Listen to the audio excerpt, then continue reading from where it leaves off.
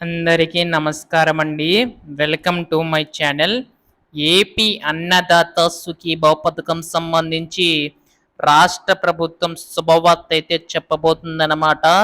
ఈ యొక్క 20,000 రూపాయలు ఎప్పుడు అందిస్తుంది రాష్ట్ర ప్రభుత్వం అని చెప్పేసి చాలామంది రైతు సోదరులు అయితే ఎదురు చూస్తున్నారు.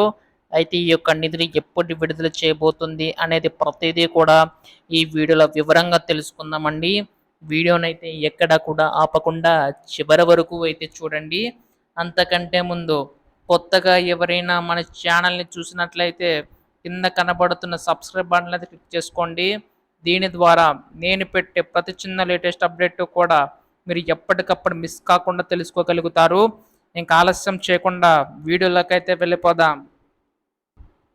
సో ప్రస్తుతం ఇక్కడ ఏపీ అన్నదాత సుఖీభావ పథకం సంబంధించి ప్రతి సంవత్సరం కూడా రాష్ట్ర ప్రభుత్వం 20,000 రూపాయలు జమ చేస్తామని చెప్పి హామీ అయితే ఇవ్వడం అనేది జరిగింది కదా.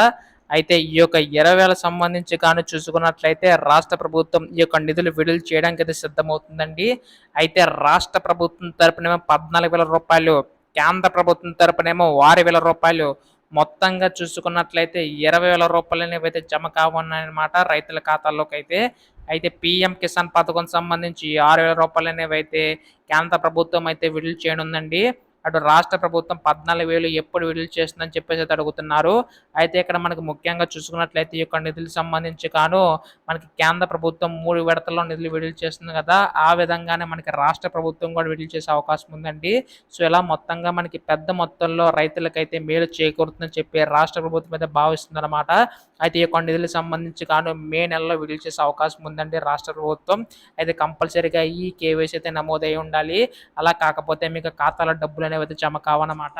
అయితే దీనికి సంబంధించి మనకి అప్లికేషన్ ఏ సంబంధించి నిధులు సంబంధించి ఏది ఏంటి ప్రతిదీ కూడా త్వరలో అయితే రాబోతుందండి. ఎప్పుడు దీనిపై ఏ చిన్న లేటెస్ట్ అప్డేట్ వచ్చినా మీరు తెలుసుకోవాలనుకుంటే ఛానల్ అయితే సబ్స్క్రైబ్ చేసుకోండి. ధన్యవాదములు.